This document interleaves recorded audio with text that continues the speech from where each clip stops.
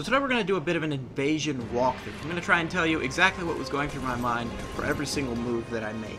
Now, you can tell this mage is about to attack pretty soon because he activates that spell, homing Soul Mass or regular Soul Mass, whichever one. So we know he's about to move forward. Switch to the Murakumo and attempt to attack him while he's alone. Now I'm anticipating a third R1, so I swing, I'm wrong, and I notice this guy is rolling into me. So rather than attempt to roll away, I swing my attack at him, knowing that his rolling attack will not be able to interrupt my poise. Since nobody but the yellow was in range at that point, and the mage didn't have enough time to get his spell off, the safest option was to attack him, because if I had rolled away, he might have gotten a lucky roll catch. And we ended up damaging him, and not taking any in return. Now right now, there's a mage shooting constant soul spears at me, so I can't attack, like, at all, or I risk getting insta-killed by the soul spear. So wait for the mage to come alone. Now I continue swinging after that first attack because the mage was attacking, and usually people who are in a habit of swinging or running away will continue swinging or running away, even if they're hit. Mage loses his lock on here, which means he's no longer paying attention, so I use the time to protect this mob. Unfortunately, I keep my eyes off the mage for too long, and he almost gets the soul spear off on me. The only reason I wasn't hit is because I was lucky. Now he's going for the homing Soul Mass into Crystal Soul Spear True combo, the one we've always seen. He moves a little bit too close, so I have a chance to punish him while he attempts to get the Soul Mass off. If he had attempted to use a Crystal Soul Spear there, it wouldn't have come out in time. So pretty much regardless of what happened there, it was safe. I choose to attack here because both of them are in range, the mage is in recovery frames, and that yellow there can't survive through my hyper armor. He can't interrupt my poise. So I'm able to kill off one of the mages, and there's still another one shooting lightning spears at me. Since there's no more enemies and no more room to maneuver, it's about time to go. Although it takes me a while to reach this conclusion. Like the first time I take damage. Move off of the snow hill and continue rolling after we touch the bottom because it's possible that they might try and follow me with a plunging attack. No reason to take chances when you don't have to. And then we enter this kind of stalemate. Now, when a group of people too large for you to take on are afraid to move into the mobs, you have a few options. There's throw firebombs, which can, kind of irritate them into tracking you down. There's what I'm doing now, which is stay just at the edges of their range, just safely out of distance of a potential running attack, and try and goad them a little farther, or wait for them to split up and make a mistake. Or you can retreat like this and attempt to use your great bow to shoot them at a distance with your obscuring ring. The other two are distracted, it's time to attack. Now the reason I don't continue chasing him down here is because, well, I'm out of stamina. And you just noticed the host had moved in. See, if I had continued to attack and he had rolled to dodge it, I would have been out of stamina and in the middle of a host and twin axes, and that would have resulted in a stupid amount of damage. But this part was a mistake. I had gone for the roll catch on Thalman thinking that twin axes wouldn't have time to punish me for it, and I was wrong. I misjudged the distance and I took damage. Attack here because they're distracted, but I miss everyone and then I'm in the middle of all three of them, so it's time to go.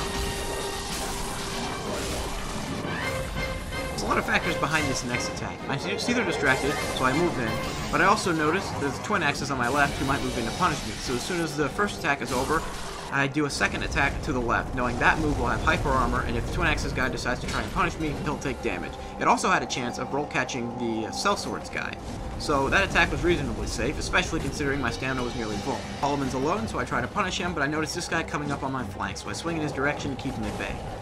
Now the reason I don't continue attacking here is because he would backstab me if he did an R1, so I have to roll out. Luckily, well, not so luckily, he did an R2. If he had done a regular R1, he would have gotten a backstab grab and I would have gotten away. Whatever, I'm sure it was an accident anyway.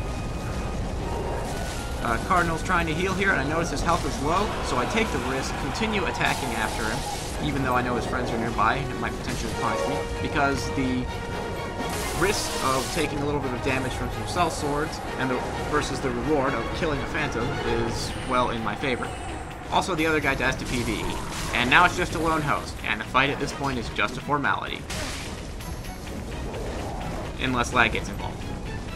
Please move normally.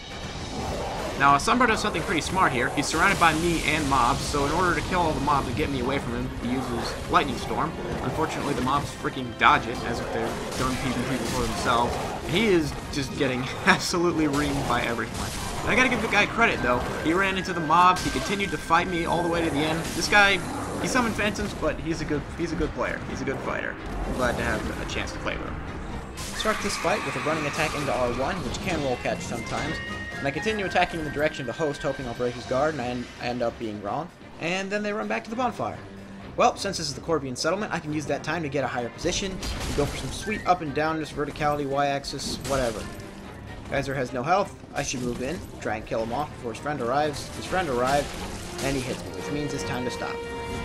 Got too greedy and took damage because of it. Now I decide to swing once here and stop swinging, and then swing again as a roll catch. This way, I get to have enough stamina to roll away at the end. If I had just swung twice in a row, I would have been out of stamina with less than half health in the middle of both of them. That could have been the end. Here's Blue. I don't want him to rendezvous with the host, so I attack him and he rolls off into there. Guess we won't be seeing him for a bit. And I can't follow him down there because if he doesn't pull that lever and I kill him, I'm stuck. And then I pretty much lose the invasion. I have to leave. So I'll leave the Blue to his own devices.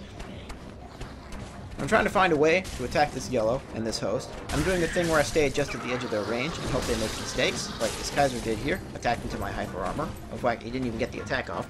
During this next initiation I do, it's time to make some decisions. So I go in for the running attack, knowing the host is out of range, but this guy rolls behind me. I can't attack behind me because the host will be able to punish, so I have to roll away. I can't continue the assault because I'm surrounded. There are too many threats in range that are able to hit me. If y'all remember that threat spacing video from earlier. Gets a lucky, well not lucky, running R1s with katanas are likely to hit. It's a good idea. I attempt to follow this running R1 with another attack, thinking that they'll both be in the arc, and I end up being wrong. Now, I go for an attack I really shouldn't have against that Blue. I was nearly out of stamina, nearly out of health, and there were 3 guys in range. That was a risk I really didn't need to take. There wasn't enough reward. And as usual, the Blue gets the host into trouble. He's attracted the Quill Mob, who can tear a Phantom apart in a matter of seconds. But he's not here yet. Get in the fight. Come on, let's go. We got a job to do. Alright, that thing can hit me with its wide, sweeping arcing attacks, but Shin, luckily for me, is focusing on me with attacks that can't confront my hyper armor, so it's safe to attack while the other 2 are distracted. And the Blue's dead, and my Estus is back to full. And now there's a freaking Pro Quill guy in the middle of everything. Like, seriously, that Blue made everything worse for these guys. I love Blue Spirits. I attempt to finish him off with throwing knives because he seems to be reaction rolling a fair number of my Murakumo attacks, but he manages to escape and heal back to full health. Kaiser is a little bit better than the average bear, so I'm going to approach fighting him a little differently. Rather than going for a running R1 there, I figure he's going to attack, and just swing twice, manage to interrupt the sweet Genji move. Now Kaiser's alone, and I feel like the host is distracted with the Crow Quill guy. The Crow Quill will distract anyone for a while, but then I see him outside the door. Knowing I'll get trapped in there if the host and his Phantom moving at the same time, I decide to retreat outside the house, and then begin to engage Zelda while the other person is healing up. But now they're both back in the game, so it's time to move back out, tease them at the end of their range. Oh wait, actually, let's do something stupid. Let's just go in the house and kill Kaiser. Yeah, he has no health left. He's got no Estus. Unfortunately, I did not expect that to break his guard, because 2 attacks have not broken his guard before in the past, and Kaiser does something smart. Rather than aim his second Genji attack at me, he turns it away, knowing that I'll be able to punish him if he, continues the attack. I realize I'm not going to hit this guy with my stupid slow weapon, so I get a straight sword out and kill him immediately. Host manages to hit me, but he's alone now, and I've got plenty of Estus. Fight's over.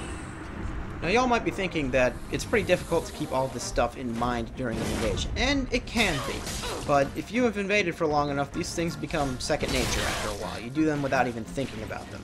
So just keep at it, keep making sure you understand why you made mistakes and why what you did worked.